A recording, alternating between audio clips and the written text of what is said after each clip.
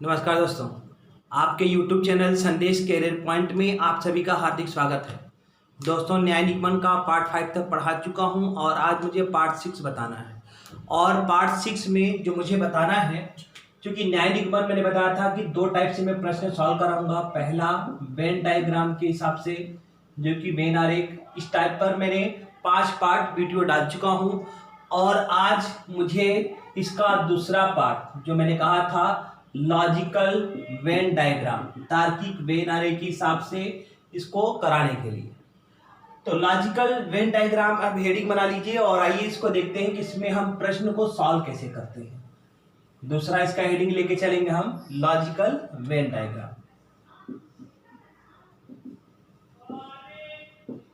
Logical Venn diagram,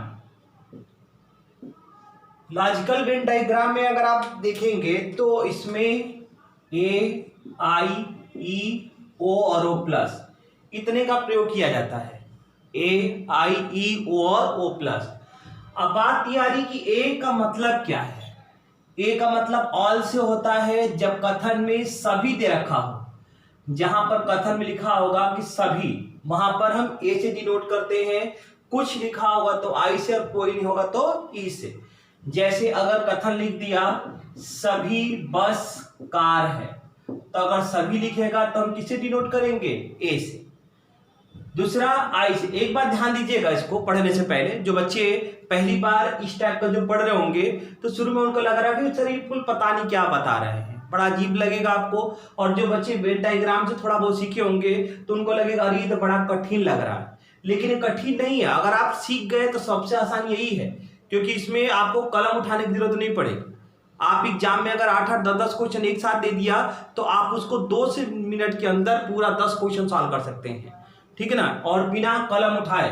तो अगर आप इस मेथड का प्रयोग करना जान गए तो एग्जाम में आप कंप्यूटर पे अगर पेपर दे रहे हैं तो आपको पेन उठाने की जरूरत नहीं, डायरेक्ट आप कर सकते हैं। आइए बताते हैं उसका नियम क्या है।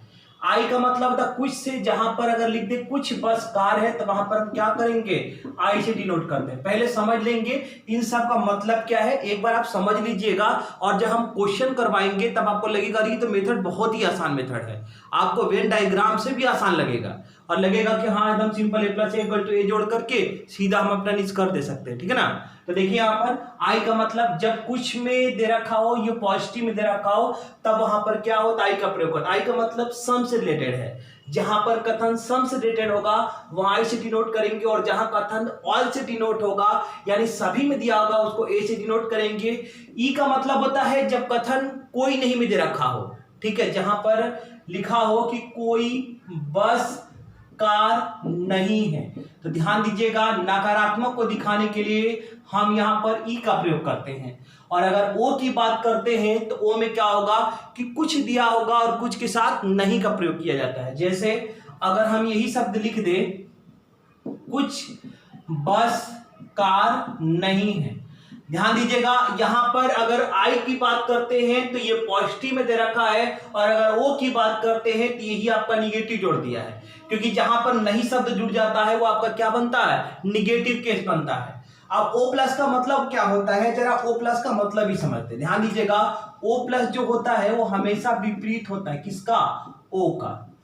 अब विपरीत कैसे होता है, हम कैसे इसको लिखेंगे, तो एक बात ध्यान दीजिएगा यहाँ पर छोटा सा। जैसे हम लिख दें कुछ, ध्यान दीजिएगा, कुछ लिख दें, कार को हम पहले कर दे रहे हैं और बस को बाद में कर दें, और ये लिख दें कुछ कार बस नहीं है, तो यही क्या होता है? ओ का विपरीत ओ प्लस। किताबों में देखेंगे तो प्लस की जगह यहाँ पर स्टार टाइप का बनाया होगा, तो चाहे स्टार बनाए चाहे प्लस बनाए दोनों का मतलब एक है, ठीक है ना। उसमें कंफ्यूज होने वाली कोई बात नहीं है कि मान लीजिए कुछ बच्चे अगर किताब से प्रैक्टिस करें और वहां पे नियम में प्लस की जगह स्टार दिखाई दे तो कोई परेशान होने वाली बात नहीं है।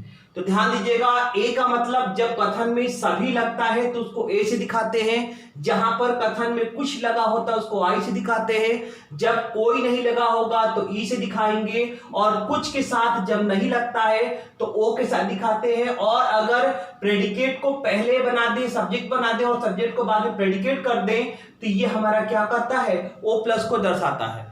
अब यहां पर बात है कि एग्जाम में सिर्फ एक कथन तो देता नहीं, कम से कम आपको 2 कथन एग्जाम में देता है। तो 2 कथन को हम जोड़ते कैसे हैं, जरा ये हम देखते हैं कि कथन को जोड़ा कैसे जाता है। ध्यान दीजिएगा, ऑल प्लस ऑल मिलकर हमेशा कथन ऑल में देता है। यानी अगर हम सभी और सभी को जोड़ दें तो कथन हम यानी निष्कर्ष हमको सभी में मिलेगा। देखिए इधर हम कथन वाला लिख रहे हैं और इधर हम क्या लिख रहे हैं, निष्कर्ष। कि जब हम दो कथन जो कि सभी सभी में दे रखा हो तो उससे हमारा निष्कर्ष क्या होगा, सभी में निकल कर आएगा। और अगर यही मान लेते हैं कि अगर पहला कथन आपका कुछ में दे रखा हो यानी सब में दे रखा हो और अगला आपका क्या दे रखा हो, सभी में मतलब ऑल में दे रखा हो, तो सम और ऑल ध्यान दीजिएगा कि छोटे वाले को जब बड़े वाले से जोड़ते हैं तो निष्कर्ष हमेशा छोटे में ही आता है। इसका मतलब ये है कि जब आई को ए के साथ जोड़ेंगे तो निष्कर्ष हमारा क्या होगा, आई में मिलेगा। ठीक है ना। तो अब अगला क्या है कि अगर हम a को e के साथ जोड़ दें तो a plus E equal to E बनता है। ध्यान दीजिएगा यहां पर a का मतलब सभी से होता है और e का मतलब कोई नहीं से होता है, तो यहां पर कोई भी छोटा वाला हमेशा क्या होगा, बड़े वाले पे भारी होगा। अगला अगर हम बात करते हैं तो i को अगर e के साथ जोड़ दें तो i प्लस इक्वल टू क्या होगा, o बनेगा। लेकिन एक बात थोड़ा सा और ध्यान दीजिएगा, जब a प्लस ई जोड़ने पर e बन रहा है, अगर हम e को पहले कर दें और a को बाद में कर दें तो e प्लस इक्वल टू क्या होता है, o पॉजिटिव बनता है। ठीक। अगला जब i को e के साथ जोड़ेंगे तो o बनेगा और e को y के साथ जोड़ दें तो o प्लस बनता है। 2, 2, 4 और 2, 6, बस यही आपको 6 ध्यान देना है। इसके अलावा और किसी का निष्कर्ष नहीं बनता है। और किसी का मतलब अगर हम a प्लस आई दे रखा हो कथन में, अगर पहला कथन ऑल में है और दूसरा कुछ में हो तो a plus I equal to कोई निष्कर्ष निकल कर नहीं आता है। ठीक। a plus I equal to अगर आप निष्कर्ष देखेंगे तो कोई निष्कर्ष बनेगा ही नहीं। उसी तरीके से i plus I equal to दे रखा होगा तो भी निष्कर्ष नहीं बनेगा, या e प्लस इक्वल टू दे रखा होगा तो भी निष्कर्ष नहीं बनेगा। यानी कहने का मतलब कि इन्हीं 6 का केवल आपको निष्कर्ष बनता है। अब बात ये यहां पर है कि इसको याद कैसे किया जाए, कि दो कथन को जोड़ने पर क्या निष्कर्ष आता है, इसको हम याद कैसे करें। तो एक बात ध्यान दीजिएगा कि जब क्वेश्चन को किताब से कम 8 से 10 क्वेश्चन प्रैक्टिस करेंगे तो ये नियम अपने आप आपको याद हो जाएगा। ठीक है ना। और बहुत आसान है, ऐसा नहीं है। देखिए जब मुझे याद हो सकता है तो मैं जानता हूं कि आपको भी याद हो सकता है, कोई इसमें समस्या होने वाली नहीं है। बाबू 8-10 क्वेश्चन प्रैक्टिस कर लीजिएगा तो ये नियम अपने आप दिमाग में बैठ जाएगा। अब यहां पर आपने देखा कि दो कथन को जोड़ने से क्या बन रहा है। अब एक छोटा सा और बचा हुआ है कन्वर्जन। कन्वर्जन जान जाएंगे तो सीधे हम आपको इसी मेथड पे क्वेश्चन पे लेके चलेंगे। जब हम इसी मेथड पे आपको क्वेश्चन करवाएंगे तब आपको समझ में आएगा कि इसका मतलब क्या है। अभी तो आप देख के ये सोच रहे होंगे कि कुल पता नहीं हम क्या क्या लिख दिए हैं, पता नहीं समझ में आएगा कि नहीं आएगा। ठीक है ना। तो चलिए आइए जरा इसका कन्वर्जन नियम देख लिया जाए। कन्वर्जन आसान है। कन्वर्जन का मतलब ही होता है कि जहां पर कथन का परिवर्तन किया जाता है और जो कन्वर्जन होता है वही आपका क्या होता है, निष्कर्ष बनता है। तो एक छोटा सा हेडिंग बना लेंगे आप, कन्वर्जन। कन्वर्जन का मतलब ही है आपका निष्कर्ष से मतलब होता है। और ध्यान दीजिएगा जो कन्वर्जन है ए का कन्वर्जन आई में होता है, सभी का कन्वर्जन कुछ में होता है, कुछ का कन्वर्जन कुछ में होता है और कोई नहीं का कन्वर्जन कोई नहीं में होता है। और अगर ओ और ओ प्लस हो तो इन दोनों का कभी भी कन्वर्जन नहीं किया जाता है। अब हमको आप ये तो लिख दिए हैं लेकिन इतने मात्र से आपको ये समझ में नहीं आ रहा होगा कि क्या हमने कन्वर्जन कह दिया। ठीक। तो आइए पहले इसका मतलब समझते हैं कि ए का मतलब हम आई में लिख दिए तो कैसे लिख दिए। ठीक है। और आई को आई में लिख रहे तो कैसे लिख रहे हैं। तो आई कन्वर्जन का मतलब समझा जाए।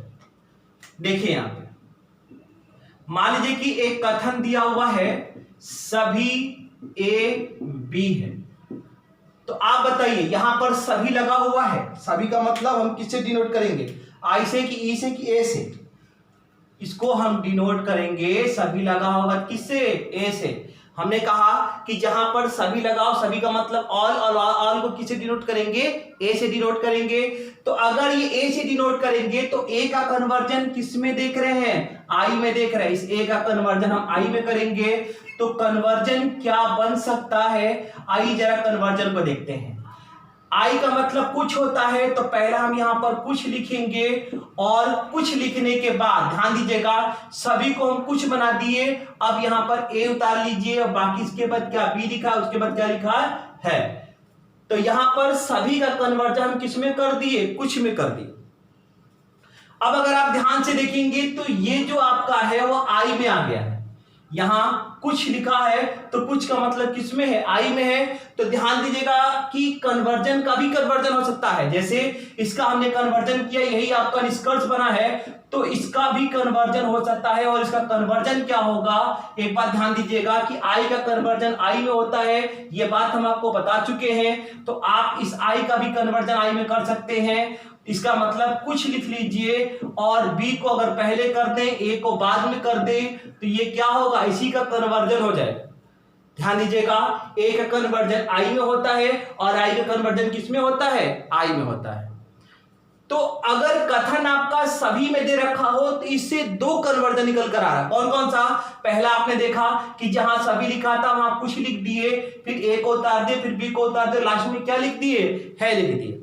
अब उसके बाद आपने दूसरा जो पॉइंट देख रहे होंगे कि हमने इसका भी कन्वर्जन किया है। और कैसे कन्वर्जन किया हुआ है, कुछ था तो कुछ उतार दिए, बी को पहले कर दिया और ए को क्या कर दिया हमने, बाद में कर दिया। तो सभी में दो प्रकार से कन्वर्जन होता है। अब अगर हम बात करते हैं कि कथन अगर कुछ में दिया गया होगा तो उसका कन्वर्जन कैसे होगा, जरा ये कुछ वाले का भी देख लेते हैं। इसको मिटा रहे हैं, आप अपने कॉपी में इसको नोट जरूर कर लीजिएगा, ठीक है ना। तो चलिए जरा कथन कुछ वाले पे आपको लेके चलते हैं। आइए कुछ वाले का देखते हैं। जैसे अगर लिख दिया कथन कुछ धान गेहूं है, ध्यान दीजिएगा हमने लिखा कुछ धान गेहूं है, तो कुछ का मतलब हमने किससे बोला था आपको, कुछ को मतलब आई से डिनोट करना है। और इसका कन्वर्जन यानी निष्कर्ष क्या बनेगा, ये ध्यान अगर दें तो आई का कन्वर्जन हमेशा आई में होता है और आई का मतलब होता है कुछ। तो यहां पर गेहूं को अगर हम पहले लिख दें और धान को बाद में लिख दें तो यही क्या होता है, इसका कन्वर्जन हो जाएगा ना। तो जहां आप कथन देख रहे थे कि कुछ धान गेहूं है, इसी को हमने कन्वर्जन क्या कर दिया, कुछ गेहूं धान है। तो आपने देखा कि ए का कन्वर्जन आई में होता है और आई का कन्वर्जन आई में होता है ना। अब अगर हम तीसरा जो कि हमने लिखा है कि ई का कन्वर्जन किस में होता है, ई में होता है, तो चलिए जरा ई का भी कन्वर्जन देख लिया जाए। आइए अगला, जैसे मान लीजिए कि एक हम कथन ले रहे हैं, यहां पर कोई पुलिस अपराधी नहीं है। हमने यहां पर लिया कोई पुलिस अपराधी नहीं है, तो आप देखेंगे कि कोई का मतलब किससे होता है, ई से होता है। और ई का कन्वर्जन किस में मिलता है, ई में मिलता है। और जब ई का कन्वर्जन ई में मिलता है तो आप कन्वर्जन क्या लिख सकते हैं, तो ध्यान दीजिएगा ई में लिखने का मतलब ई का कन्वर्जन ई, और ई का मतलब किससे होता है, कोई से होता है। और यहां अपराधी को पहले कर देंगे हम और पुलिस को बाद में लिख देंगे, तो ये पूरा आपको कन्वर्जन निकल कर आएगा कि कोई अपराधी पुलिस नहीं है। तो ध्यान दीजिएगा ई का कन्वर्जन हमेशा ई में होता है। ई का कन्वर्जन कभी भी ए और आई में आप नहीं कर सकते हैं। और अगर आखिरी की बात करते हैं तो ओ और ओ प्लस का कभी भी कन्वर्जन नहीं होता है। तो जैसे अगर मान लीजिए कि एक हम कथन लेते हैं ओ वाले में और देखते हैं कि क्या उसका कन्वर्जन होता है कि नहीं। तो आइए एक कथन हम लेंगे ओ में और उसका कन्वर्जन करके देखेंगे। जैसे हमने कथन कहा कि कुछ फूल गुलाब नहीं है, कुछ फूल गुलाब नहीं है, तो कुछ लगा हो और नहीं लगा हो तो इसको किससे डिनोट किया जाता है, ओ से डिनोट किया जाता है। और आप बताएंगे कि क्या इसका कन्वर्जन हम ऐसे लिख सकते हैं, कुछ लिख दें, गुलाब को पहले कर दें और यहां पर फूल को बाद में कर दें, तो क्या इसका कन्वर्जन बनेगा। तो ध्यान दीजिएगा यहां गुलाब को पहले कर अगर फूल को बाद में कर दें तो ये आपका O प्लस बन जाता है। और कभी भी ओ का कन्वर्जन ओ प्लस में नहीं करेंगे, यानी ये बात यहां पर क्या होगा, गलत हो जाएगा। जब कथन आपका ओ में दे रखा हो और निष्कर्ष आपका ओ प्लस में दे रखा हो तो कभी भी वो आपका सही नहीं होता है। तो ध्यान देने वाली बात सिर्फ इतनी है कि कन्वर्जन की बात करते हैं तो सिर्फ इतना ही कन्वर्जन होता है, ए का आई में, आई का आई में और ई का ई में होता है, सिर्फ यही 3 का कन्वर्जन होता है। तो इस लॉजिकल वेन डायग्राम जो कि दूसरा मेथड हम आपको न्याय निबंध का बता रहे थे, इसमें आप देखेंगे तो बस इतने ही रूल है और इसी रूल पे आपको इस टाइप का प्रश्नों को सॉल्व करना है। तो चलिए एक क्वेश्चन की तरफ आपको लेके चलते हैं और आपको बताना होगा इस क्वेश्चन को कैसे सॉल्व करना है। ध्यान दीजिएगा, नियम आसान है, कोई बहुत दिक्कत नहीं है। बस आपको करना क्या होगा कि शुरू में 5-6 क्वेश्चन प्रैक्टिस कर लेंगे तो अपने आप आपको ये नियम आसान लगने लगेगा। तो आइए क्वेश्चन की तरफ चलते हैं। आइए इस क्वेश्चन को सॉल्व करते हैं लॉजिकल मेथड से। यहाँ 2 कथन है और 2 निष्कर्ष है। तो आइए एक क्वेश्चन को समझ लेंगे तो बाकी क्वेश्चन में कोई दिक्कत नहीं आएगी। यहाँ पर आप देखेंगे तो सभी लिखा है, इसको ए से डिनोट किया जाएगा। यहाँ भी सभी लिखा है, इसको ए से डिनोट करेंगे और a प्लस इक्वल टू क्या बनता है, a बनता है। आपको नियम हम बता चुके हैं, a plus A equal to क्या बनता है, a बनता है। i plus equal to i बनता है। a plus E equal to क्या, e plus equal to o plus i plus E बराबर o और e प्लस i इक्वल टू क्या बनता है, o पॉजिटिव ना। इतने नियम है। और अगर कन्वर्जन की बात करते हैं तो कन्वर्जन कौन कौन सा है जरा वो भी साइड में लिख लीजिए। ए का कन्वर्जन आई में, आई कन्वर्जन आई में और ई का कन्वर्जन ई में, बाकी किसी कन्वर्जन नहीं होता है। तो यहाँ ए प्लस इक्वल टू जोड़ेंगे तो ए बनेगा। और एक बात और ध्यान दीजिएगा इसमें कि जब हम logical Venn diagram method solve करते हैं तो यहाँ पर ये क्रॉस कटता है, अनार से अनार कट जाएगा। अगर इसमें ध्यान देंगे तो ये सब्जेक्ट है, ये प्रेडिकेट है, ये सब्जेक्ट है और प्रेडिकेट है। मतलब कि ऊपर का प्रेडिकेट और नीचे का सब्जेक्ट हमेशा ऐसे ही क्रॉस कटना चाहिए। कभी भी आप सीधा सीधा या ऐसे नहीं काट सकते हैं कि आप आम को इधर ले जाकर इधर आम से काट दें ना। जब भी कटेगा ऊपर का प्रेडिकेट और नीचे का सब्जेक्ट आप ऐसे ही क्रॉस काटेंगे, ये इसका नियम है। तो जब अनार से अनार काट दिए तो आपके पास ए का मतलब क्या होता है, सभी से मतलब होता है। और क्या बचा है, आम बचा है तो आम को उतार लीजिए। और क्या बचा है, यहाँ पर सेब बचा है तो हम क्या लिखेंगे, सभी आम सेब है। और ऐसा निष्कर्ष आप देखेंगे तो पहला वाला दे रखा है, यानी पहला आपका क्या होगा, सही हो जाएगा। तो आपने देखा कि कितना आसान मेथड है। यहाँ पर पहला सभी था तो ए डिनोट किए, दूसरा सभी था तो ए डिनोट किया और ए प्लस इक्वल टू क्या हमने लिख दिया, ए लिख दिया। इसमें क्रॉस मल्टीप्लिकेशन करते हैं, क्योंकि अनार अनार दोनों में कॉमन था तो क्रॉस हमने क्या कर दिया, प्रेडिकेट सब्जेक्ट काट दिया। और ये आपका मिल गया सभी आम सेब है, जो कि पहला वाला आपका सही बन गया। तो अब दूसरा देखते हैं, क्योंकि 2 कथन को जोड़ा हमने तो सिर्फ यहां पर तो एक ही निष्कर्ष दिखाई दिया। अब इसको कैसे चेक करेंगे, तो ये चेक करेंगे कि क्या ये कन्वर्जन दिया है किसी का। ये 2 कथन आपका दे रखा है, ध्यान दीजिएगा। कन्वर्जन कथन का तो होता ही है, साथ में निष्कर्ष का भी कन्वर्जन होता है। तो यहां कुछ आम अनार लिखा है, तो अगर आप इस पहले वाले को ध्यान से देखेंगे तो यहां पर भी आम लिखा है और यहां क्या लिखा था, अनार लिखा है। और अगर आप नीचे यहां की बात करते हैं निष्कर्ष में, यहां भी आम और अनार लिखा है। और कथन ए में हो तो ए का कन्वर्जन किस में होता है, आई में होता है। यह बात आप पहले यहां देख चुके हैं कि ए का कन्वर्जन किस में करते हैं, आई में करते हैं। यानी सभी के कन्वर्जन किस में होगा, कुछ में होगा। और यहां अगर आप बात करते हैं तो कुछ में दिया हुआ है। अगर सभी आम अनार है तो इसको आप क्या लिख सकते हैं, कुछ आम अनार है। तो ये बात भी क्या होगा, आपका 100% सही हो जाएगा। अब आप एक बात बता दीजिएगा, अगर एक कथन निष्कर्ष और लिखते हैं और अगर हम लिखें कुछ सेब अनार है, तो क्या ये बात सही होगा या गलत, आप चेक करके बताइए। क्या ये किसी का कन्वर्जन है, तो बिल्कुल है। यहां सेब अनार की बात है, यहां भी सेब और अनार लिखा हुआ है। ए का कन्वर्जन किस में होता है, आई में होता है, इसी का कन्वर्जन हो जाएगा। अब आप सोच रहे होंगे कि सर कुछ लिखा था तो पहले अनार होना चाहिए था। तो ए का कन्वर्जन मैंने 2 प्रकार से बताया था, कौन कौन सा। आप चाहें तो इस दूसरे वाले को ऐसे भी लिख सकते हैं कि लिख देंगे क्या, कुछ अनार सेब है। आप इसको ऐसे भी लिख सकते हैं, तो सभी का कन्वर्जन कुछ में होता है। अनार था तो अनार उतार दिए, सेब लिखा था तो सेब लिख दिए, और है था आपका तो क्या कर दिए, है लिख दिए। और अगर ये सही होगा तो ये तो आई में है, और आई का कन्वर्जन भी क्या करेंगे, आई में दे रखा है ना, सेब को पहले कर दिया, अनार को बाद में कर दिया, तो ये बात भी तो सही हो जाएगी।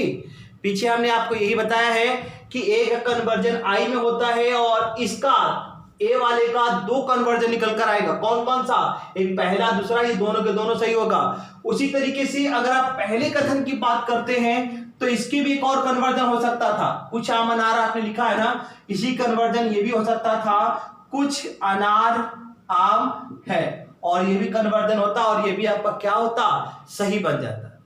तो ध्यान देने वाली बात यही है कि दो कथन से एक निष्कर्ष आपका निकला, सभी आम सेब है, पहला दे रखा था सही हुआ। लेकिन कभी भी एग्जाम में देखेंगे तो निष्कर्ष दो, अगर कथन दो होगा तो निष्कर्ष एक ही नहीं दिया था, दो निष्कर्ष, तीन, चार भी निष्कर्ष दिया रहता है। तो उसको चेक करने के लिए हमको ये कन्वर्जन मेथड का सहारा लेना होता है। ठीक, अब इसी पे कुछ क्वेश्चन और करवाएंगे, और आइए थोड़ा सा आगे क्वेश्चन और देखा जाए। अगला एक क्वेश्चन और लेके चलेंगे, और ध्यान से समझते चलिएगा। नियम कोई ज्यादा कठिन नहीं है, बस ध्यान से समझेंगे तो सब कुछ हो जाएगा। और समझने के बाद किताब से क्वेश्चनों को प्रैक्टिस थोड़ा सा करते चलिएगा, ताकि ये कॉन्सेप्ट पूरी तरीके से आपका क्लियर हो जाए। तो आइए अगला क्वेश्चन देखते हैं। आइए अगला क्वेश्चन देखते हैं। यहाँ पर कथन आपका दे रखा है, निष्कर्ष दे रखा है, ठीक है, नियम आपको ये सामने हम लिख ही दिए थे। चलिए यहाँ पे पहला आई में है, दूसरा ए में है, आई प्लस ए इक्वल टू जोड़ेंगे तो आई बनेगा। आप यहाँ देख रहे हैं आई प्लस ए इक्वल टू जोड़ने पे क्या बनता है, आई बनता है। बस से बस काट देंगे तो यहाँ पर आपके पास क्या बच जाएगा, आई का मतलब होता है कुछ, तो आप यहाँ कुछ उतार लेंगे। कार लिखा तो कार लिख लीजिए, उसके बाद आपका जीप है तो क्या होगा, कुछ कार जीप है, और ऐसा पहला निष्कर्ष दे रखा था। ध्यान दीजिएगा, दो कथन को हमने जोड़ा तो एक निष्कर्ष बना, क्योंकि आई में पहला था दूसरा ए में थे, तो आई प्लस इक्वल टू आई बनता है। यहाँ सब्जेक्ट प्रेडिकेट दे रखा है, सब्जेक्ट प्रेडिकेट, तो क्रॉस काटते हैं, प्रेडिकेट से सब्जेक्ट को हम कैंसिल कर देंगे, तो आपके पास क्या बचेगा, कुछ कार जीप है। और ऐसा आपका पहला दे रखा है, ये 100% क्या होगा, ट्रू हो जाएगा। अगर दूसरे की बात करते हैं तो ये कन्वर्जन है, और किसका कन्वर्जन है, पहले वाले का। आई का कन्वर्जन किस में होगा, आई में होगा।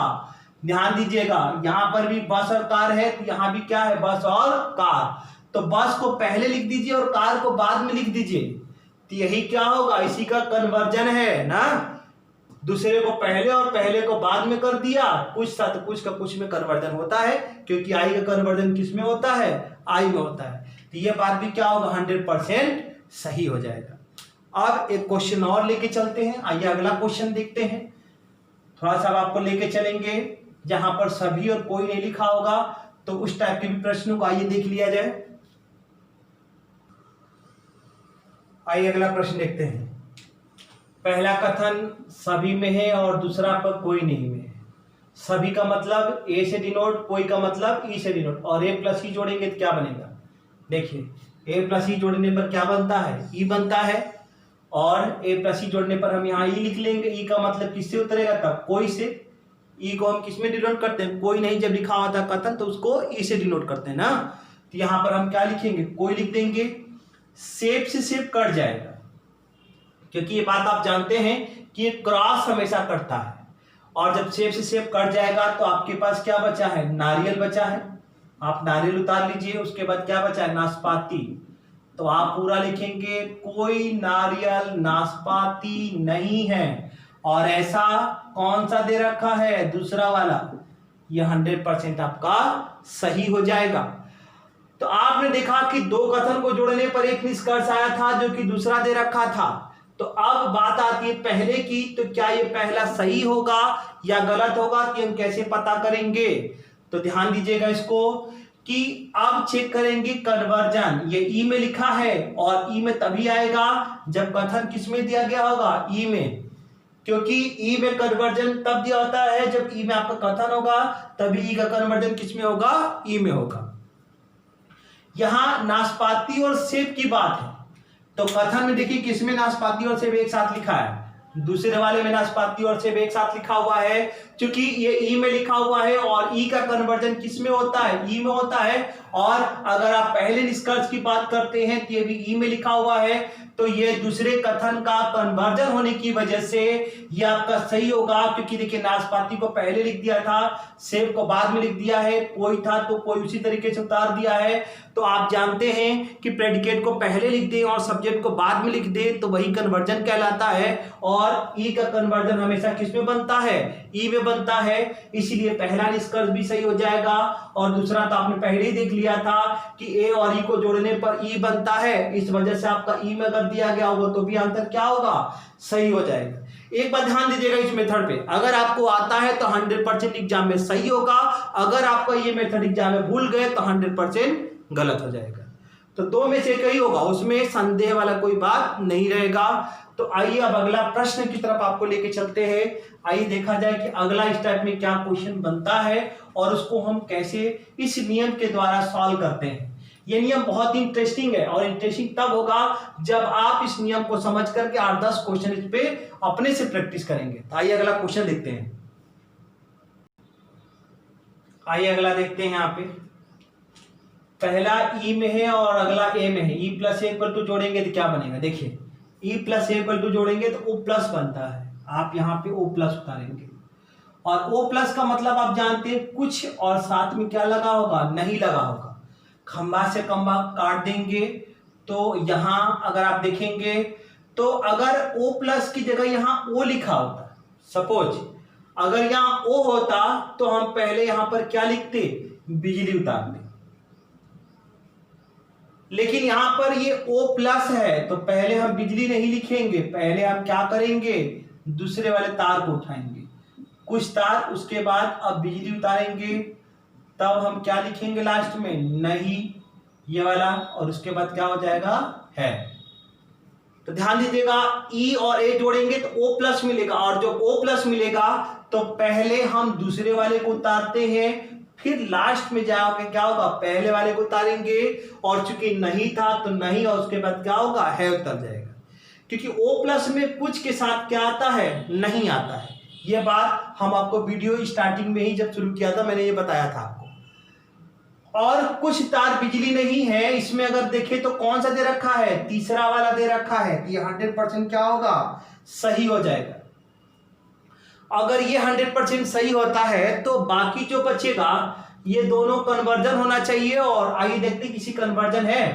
पहला तो कोई लिखा है तो कोई का मतलब ई से होता है, और जरा देखिए कि ये किसका कन्वर्जन है। तो देखिए कोई ई का कन्वर्जन ही केवल ई में बनता है, और कथन में देखेंगे तो ई केवल आपका यहां लिखा हुआ है, और ई का कन्वर्जन ई में होता है, और चूंकि ये भी आपका ई में दे रखा है, यहां खंभा को पहले कर दिया और बिजली को बाद में कर दिया, तो ये आपका क्या होगा कि पहले वाले कथन का कन्वर्जन होने की वजह से ये बात सही हो जाएगा। अब अगर हम दूसरे निष्कर्ष की बात करते हैं तो देखिए यहां पर बिजली को पहले कर दिया और तार को बाद में कर दिया है, मतलब ये तो O प्लस में है तो ये किस में लिख दिया, O में लिख दिया, और कन्वर्जन में पहले ही बताया है क्या O प्लस या O का कन्वर्जन होता है, नहीं होता है। O हो चाहे O प्लस हो, कभी भी O प्लस का कन्वर्जन O में नहीं कर सकते, या O का कन्वर्जन O प्लस में नहीं कर सकते हैं। तो ये बात आपको ध्यान देना होगा। तो ये दूसरा क्या होगा, गलत हो जाएगा। क्यों गलत होगा, क्योंकि तीसरे वाले का ये कन्वर्जन है, O प्लस का ये कन्वर्जन है, और O प्लस का कभी भी कन्वर्जन हम नहीं करते हैं, ये बात आपको ध्यान देना होगा, ठीक है ना। कभी भी कन्वर्जन A का I में होता है, I का I में होता है, E का E में, और O हो चाहे O प्लस उसका कभी भी कन्वर्जन नहीं होता है। इस वजह से दूसरा आपका गलत हो जाएगा, पहला और तीसरा आपका क्या होगा, सही हो जाएगा। तो अब हम अगले प्रश्न की तरफ आपको लेके चलते हैं। आइए अगला प्रश्न देखते हैं। ध्यान दीजिएगा नियम आसान है, बस आपको प्रैक्टिस करने की आवश्यकता है, और अगर प्रैक्टिस कर लेंगे तो दरोगा का एग्जाम हो, चाहे आपका MP पुलिस का हो या UP पुलिस को, आराम से इस क्वेश्चनों को कर सकते हैं। तो चलिए अगला प्रश्न देखते हैं। आइए अगला प्रश्न देखते हैं। यहाँ पे पहला कथन I में है, दूसरा E में है, और I plus E equal to जोड़ेंगे तो क्या बनेगा। देखिए I में E में जोड़ने पे क्या बनता है, O बनेगा, और यहाँ बांसुरी से बांसुरी कट जाता है, तो ओ का मतलब कुछ और नहीं में आना चाहिए, कुछ है तो ओ है तो पहले गिटार उतारेंगे। अगर यहाँ ओ प्लस होता तो गिटार के जगह हम पहले क्या लिखते, तबला लिखते, तब बाद में गिटार लिखते। तो यहाँ पर पहले गिटार लिखेंगे तो लिखेंगे कुछ गिटार, फिर आपका तबला है और लास्ट में क्या होगा, नहीं है। तो कुछ गिटार तबला नहीं है और ये आपका पहला वाला क्या होगा, सही हो जाएगा। तो बाकी दूसरा और तीसरा चेक करेंगे कि किसी कन्वर्जन है क्या। तो यहां देखेंगे तो ये तो O प्लस में था क्योंकि यही उतरा हुआ है और तबला को पहले कर दिया, गिटार को बाद में कर दिया, तो ये इसी का कन्वर्जन है। और O हो चाहे O प्लस कभी भी कन्वर्जन नहीं करते हैं। आपको पहले भी बता चुके हैं कि O हो चाहे O प्लस हो कभी भी कन्वर्जन नहीं होता है, इसलिए दूसरा गलत हो जाएगा। और तीसरा करा कुछ बांसुरी गिटार है, तो ये बताइए किसी का कन्वर्जन है। तो चूंकि अगर आप इसकी बात करते हैं तो आई का कन्वर्जन किस में होता है, आई में, और ये आपका किस में दे रखा, आई में। तो ध्यान दीजिएगा बांसुरी को पहले कर दिया और गिटार को बाद में कर दिया है, यानी ये इसी का कन्वर्जन होने की वजह से ये तीसरा भी क्या होगा, सही बन जाएगा। तो आप देख रहे थे कि तीसरा निष्कर्ष पहले का कन्वर्जन होने की वजह से ये आपका क्या हो रहा था, सही हो रहा था। अब एक क्वेश्चन और लेके चलते हैं। आइए अगला क्वेश्चन देखते हैं कि ये क्वेश्चन कैसे क्या दिया है और इसको हम कैसे सॉल्व करते हैं। चलिए नेक्स्ट टाइप क्वेश्चन की तरफ चलते हैं। आइए अगला प्रश्न देखते हैं। यहां पर पहला ई में है, दूसरा आई में है और E plus I equal to जोड़ेंगे तो क्या बनता है, ओ प्लस। तो आप यहाँ ओ प्लस उतार लेंगे। ओ प्लस का मतलब होता है कुछ में वकील से वकील कट जाएगा। तो पहले बताइए नेता को उतारेंगे कि पहले जज को उतारेंगे। तो यहाँ ओ प्लस होने की वजह से पहले हम क्या लिखेंगे, जज लिखेंगे, उसके बाद नेता को उतारेंगे, तब जाकर के लिखेंगे नहीं और है। और ऐसा कौन सही है, कुछ जज नेता नहीं है, दूसरा आपका सही है। अब पहला और तीसरा देखना है कि क्या ये किसी कन्वर्जन है, अगर कन्वर्जन है तो सही है, नहीं तो गलत। तो यहाँ पर ये O प्लस में है और O प्लस का कभी भी कन्वर्जन नहीं होता है। आप देखेंगे तो यहाँ नेता को पहले कर दिया और जज को बाद में कर दिया, यानी इसी का दूसरे वाले कन्वर्जन होने की वजह से गलत हो जाएगा। O और O प्लस का कभी भी कन्वर्जन नहीं होता है, इसलिए पहला गलत हो जाएगा। और तीसरा है कोई वकील नेता नहीं है, तो अगर आप इसकी बात करते हैं तो ये पहले वाले कन्वर्जन है, क्योंकि ई का कथन का कन्वर्जन हमेशा ई में होता है और यहाँ आपका ई में लिखा हुआ है। वकील को पहले कर दिया और नेता को बाद में कर दिया, तो ये पहले कथन कन्वर्जन होने की वजह से तीसरा क्या होगा, सही बन जाएगा।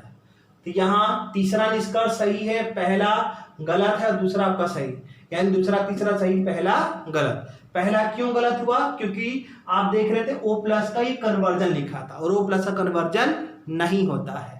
तो ध्यान दीजिएगा ये नियम बहुत आसान है और ये आसान और भी हो सकता है जब आप क्या करेंगे कि किताब से इस नियम के द्वारा 8 से 10 क्वेश्चन को प्रैक्टिस कर लेंगे तो एकदम लगेगा कि अरे तो बहुत ईजी है।